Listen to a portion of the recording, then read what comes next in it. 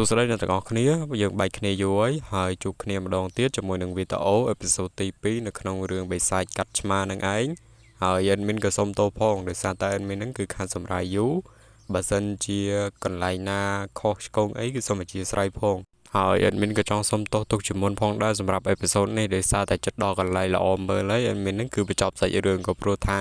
admin ហ្នឹងគឺខ្លាចជាប់ copyright អញ្ចឹងហើយអត់ហ៊ានធ្វើច្រើនទេហើយណាមួយរឿងដែល admin បានបកប្រែហ្នឹង admin តែ save script នៅក្នុងទូរស័ព្ទអត់បានតែ save script នៅក្នុងសៀវភៅនោះទេវាវែងមែនតើឥឡូវនេះឃើញថាយើងនិយាយគឺដូចជាច្រើនពេកហើយយើងចូលដល់សាច់រឿងរបស់យើងតែម្ដងទៅ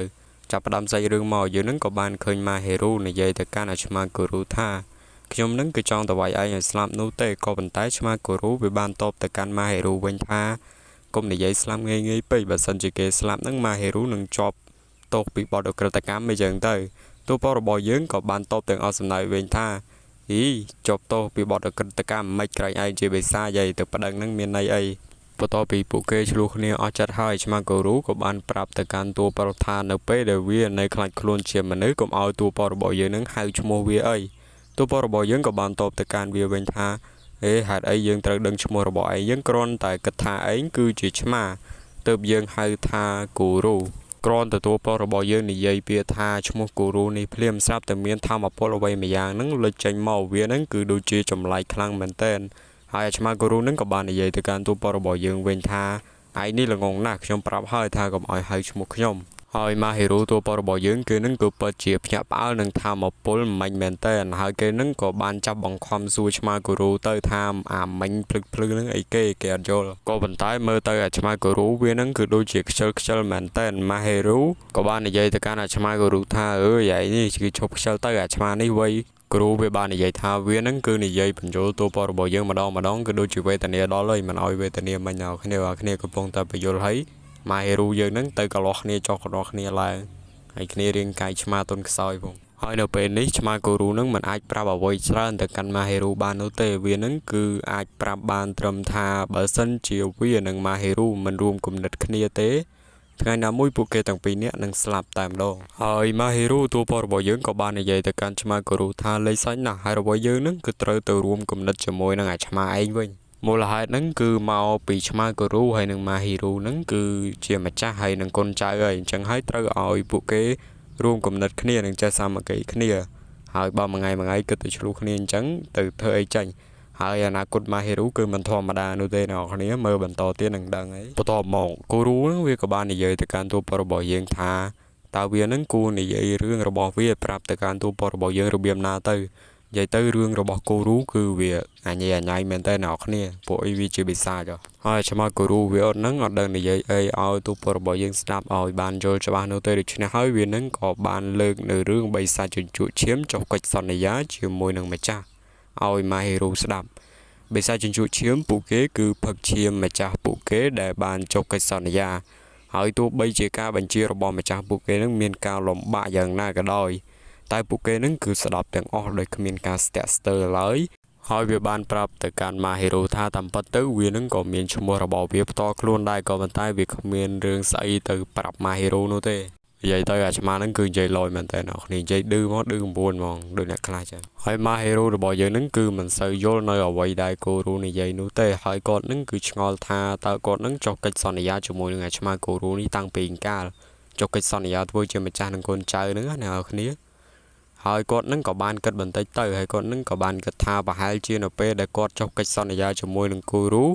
គឺជាពេលដែលគាត់រើសអាឆ្មា Guru នេះមកពីកន្លែងសម្រាមហ្នឹងហើយមើលទៅប៉ុន្តែឆ្មា Guru វានឹងក៏បានតបទៅកាន់ទូពរបស់យើងវិញថាទេនោះនឹងវាគ្រាន់តែជាការចុះកិច្ចសន្យាបណ្ដោះអាសន្នតែប៉ុណ្ណោះ Mahiru របស់យើងក៏ចាប់ផ្ដើមឆ្ងល់ទៀតហើយថាការចុះកិច្ចសន្យាបណ្ដោះអាសន្នហ្នឹងវាគឺជាស្អីទៅហើយ Guru បានប្រាប់ទៅកាន់ទូពរបស់យើងថាដរាបណាវានឹងគឺមិនបានផឹកឈាមរបស់តួប្រុសរបស់យើងក្នុងរយៈពេល24ម៉ោងទេនោះកិច្ចសន្យាដែលបានជាប់នៅលើខ្លួនពួកគេទាំងពីរនាក់នោះនឹងដោះចោលដោយខ្លួនឯងហើយបន្ទាប់ពីឮថាកិច្ចសន្យាចរចាជាមួយនឹងបិសាចនេះអាចលុបចោលដោយខ្លួនឯងបាន Mahiru ក៏ធូរចិត្តហើយក៏បានយកអាឆ្មានេះចេញពីបន្ទប់ទៅព្រមទាំងនិយាយថាឥឡូវនេះដល់ពេលគេងហើយគាត់នឹងគឺត្រូវយកអាឆ្មានឹងចាញ់អត់ចង់គេងជាមួយអាឆ្មានឹងទេហ ហើយនៅពេលដែល Mahiru ចូលទៅដល់ក្នុងបន្ទប់តែឆ្ងាយពីឆ្មាគូរូបន្តិចនោះខ្សែធម្មពលដែលជាខ្សែចុះកិច្ចសន្យារបស់ពួកគេនឹងក៏បានចេញមកនិងមិនឲ្យពួកគេទៅឆ្ងាយពីគ្នាឡើយគូរូវាបានប្រាប់ទៅកាន់តួបរបស់យើងថា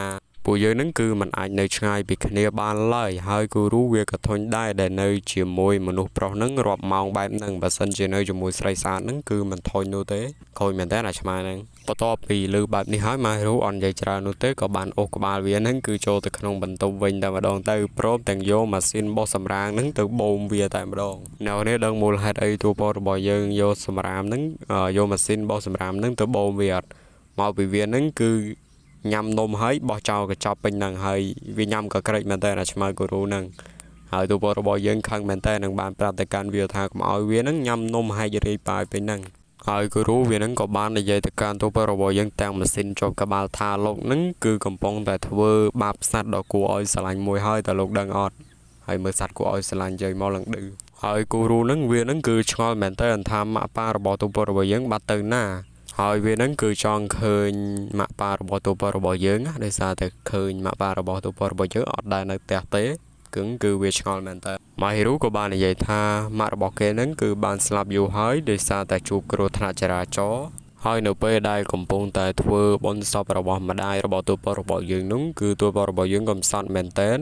គាត់នឹងគឺនៅតែម្នាក់ឯងនោះទេនៅពេលដែលគ្មានម្ដាយរបស់គាត់ហើយសាច់ញាតិរបស់គាត់នឹងគឺមិនដឹងថាត្រូវបញ្ជូនគាត់ទៅណាឡើយតែសំណាងល្អនៅពេលនោះគឺមានលោកពូរបស់គាត់នឹងបានទទួលគាត់ឲ្យទៅនៅជាមួយបើសិនជានៅពេលនោះគឺគ្មានលោកពូរបស់គាត់នោះទេទូពរបស់យើងនឹងគឺមិនដឹងថាត្រូវទៅនៅទីណាឡើយបន្ទាប់ពីឆ្មាគូរូរបស់យើងវានឹងក៏បានដឹងរឿងរបស់ទូពរបស់យើងហើយវានឹងក៏បាននិយាយថាអញ្ចឹងតើបានជាទូពរបស់យើងនឹងមានអារម្មណ៍ថាសោកស្ដាយវានៅតាមផ្លូវខ្លាចវាងាប់ហើយក៏បានរើសឆ្មាអាក្រក់នឹងស្អុយដូចជាវានឹងមកនៅជាមួយតាមពិតទូពរបស់យើងនឹងគឺមានប្រវត្តិដ៏កំសត់បែបនេះសោះត្រូវបាត់បង់ម៉ាក់ប៉ាអញ្ចឹងហើយនៅពេលនេះនឹងតួពរបស់យើងនឹងគឺចង់ចេញទៅក្រៅក៏ប៉ុន្តែអាឆ្មាគូរូវាបាននិយាយថាចេញទៅក្រៅយ៉ាងម៉េចគ្មានផ្លូវនោះទេបើសិនជាពួកគេនឹងបែកគ្នាតែបន្តិចវានឹងមានប្រតិកម្មហើយនឹងចេញខ្សែចុះកិច្ចសន្យានឹងមកចាប់ចងពួកគេមិនឲ្យរត់ចេញពីគ្នាបានឡើយអញ្ចឹង Mahiru គេអត់និយាយច្រើនទេគេនឹងក៏បានចាប់លើកអា Mahiru នឹងរត់ចេញទៅក្រៅតែម្ដងនៅពេលដែលរត់ចេញទៅក្រៅនោះឆ្មាគូរូវានឹងក៏បានប្រែទៅជាឆ្មាធាតុដើមរបស់វាផងដែរនៅពេលដែល Mahiru គេចេញមកក្រៅហើយគេនឹងក៏បានមកជួបមិត្តទាំងពីរនាក់របស់គេហើយ Mahiru នឹងក៏បានប្រាប់ទៅកាន់មិត្តរបស់គេថាឆ្មាដែលគេកាន់នេះនឹងគឺជាបិសាចដែលគេនិយាយតគ្នានោះហើយក៏ប៉ុន្តែមិត្តរបស់គេទាំងពីរនឹងមិនជឿនោះទេ Mahiru ក៏ចង់ហៅមិត្តម្នាក់ទៀតឲ្យមកមើលព្រោះថាមិត្តម្នាក់នោះនឹងគឺស្គាល់បិសាចនេះខ្លះដែរតែម្នាក់នោះនឹងគឺមិននៅទីនេះនោះទេហើយមិត្តរបស់ Mahiru ទាំងពីរហ្នឹងគឺបាននិយាយថាយី Mahiru នេះហ្នឹងគឺជាឆ្មាតើមើលមិនឃើញថាវាហ្នឹងគឺដូចជាបិសាចត្រង់ណាផងហ្នឹងតែទូពរបស់យើងគឺនៅតែនិយាយថាវាហ្នឹងគឺជាបិសាចព្រមទាំងនិយាយថាមកពីវាហ្នឹងគឺប្រែកាឡាទៅជាឆ្មានិងស្រែកឲ្យគូរូហ្នឹងឆាប់ប្រែទៅជាមនុស្សវិញមកដើម្បីបញ្ជាក់ថាឯងហ្នឹងគឺជាបិសាចហើយឲ្យគ្នាប្រែកាឡាមិនកើនៅទាំងអស់គ្នាដូចដឹងស្រាប់អញ្ចឹងនៅពេលដែលឆ្មាគូរូវានឹងគឺចេញមកក្រៅវានឹងប្រែខ្លាចទៅជាឆ្មា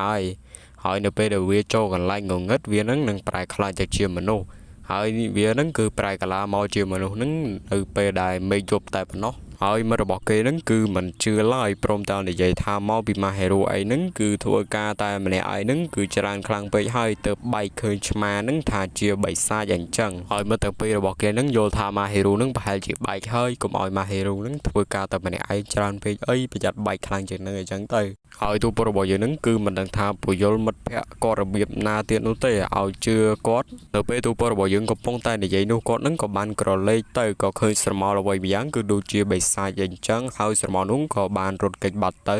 ហើយនៅពេលនោះក៏ស្រាប់តែចេញបរិះចម្លៃម្នាក់ចេញមកដែលបរិះចម្លៃម្នាក់នោះគឺគាត់ចេះលេងសៀកហើយបរិះនោះក៏បាននិយាយថាសិស្សទាំងអស់គ្នាពួកឯងនឹងគឺនៅឈរតាមខ្នល់ដោយគ្មានន័យបែបនេះទៅអីយល់ល្អនឹងមកមើលខ្ញុំសម្ដែងវិញទៅវានឹងគឺមានន័យជាងហើយគេនឹងក៏បានដកដាវ3ដើមចេញពីមុខរបស់គេទៀតផងហើយអ្នកមើលនៅទីនោះនឹងគឺទះដៃហូរឲ្យយ៉ាងខ្លាំងមែនទែនក្រឡេកមើលមិត្ត Mahiru វិញប្រូសក់សនិយាយថានេះនឹងគឺអស្ចារ្យណាស់ដូចវេទមន្តប៉ិតអីអញ្ចឹងតែប្រូសក់លឹងនិយាយថាណែកុំភ្លេចរឿងមួយវើយនេះនឹងវាគ្រាន់តែជាល្បិចរបស់អ្នកលេងសៀកសម្ដែងតែប៉ុណ្ណោះ គេនឹងគឺប្រងដើរចេញហើយបរិះនោះក៏បានចាប់ស្មាគេជាប់នឹងនិយាយទៅកាន់អ្នកនៅទីនោះថាតើអ្នកទាំងគ្នាដឹងទេថាហេតុអ្វីបានជាខ្ញុំចាប់បរិះម្នាក់នេះទី1មកពីគាត់នឹងគឺមិនខ្វល់ពីខ្ញុំទី2គឺគាត់នឹងដើរកាត់មុខខ្ញុំទី3មកពីខ្ញុំឃ្លានទី4គឺគាត់នឹងមិនអើពើពីខ្ញុំតិចទៀតអ្នកគ្នាដឹងហើយថាមូលហេតុដែលគាត់ឃ្លាននឹងគឺគាត់ឃ្លានជាមនុស្សព្រោះគាត់នឹងគឺជាបិសាចនៅពេលនោះបរិះម្នាក់នោះនឹងក៏ចាប់ផ្ដើមខំប្រូសក់លឿងនឹងសម្លាប់គាត់ចោលតែម្ដងតាមពិតទៅបរិះម្នាក់នេះនឹងគឺជាបិសាចចញ្ជក់ឈាមដែរក៏ប៉ុន្តែលក្ខណៈពិតរបស់គាត់នឹងគឺជាបិសាចតុក្កតាដែលឃ្លានឈាមហើយអាបិសាចនេះនឹងក៏បាននិយាយថែមទៀតថាអ្នកទាំងអស់គ្នានៅទីនេះបើសិនជាមិនអើពើនិងមិនខ្វល់អំពីសៀកនឹងការសម្ដែងរបស់គាត់នោះទេវានឹងសម្លាប់ចោលទាំងអស់តែម្ដងនិយាយទៅវាខឹងអ្នកណាគេដែលមិនអើពើនឹងវាគឺវានឹងសម្លាប់ចោលហើយអាបិសាចនេះគឺអាក្រក់មែនតើអូខេសួស្តីអ្នកគ្នាម្ដងទៀតឥឡូវនេះវីដេអូយើងមកដល់ទីបញ្ចប់ហើយអរគុណគ្នាយើងខ្លាំងមែនតើសម្រាប់ការតាមដានរហូតដល់ចប់ហើយសម្រាប់អ្នកណាដែលមើលរឿងពេញហើយកុំប្រកាន់ admin អី admin ហ្នឹងគឺកាត់ចោលខ្លះរឿងសំខាន់ admin គឺឈប់សម្រាយត្រឹមរឿងសំខាន់តែម្ដងក៏ប៉ុន្តែយល់ពី admin ផងក៏ព្រោះថាខ្លាចជាប់ copyright ខ្លាចស្បៃ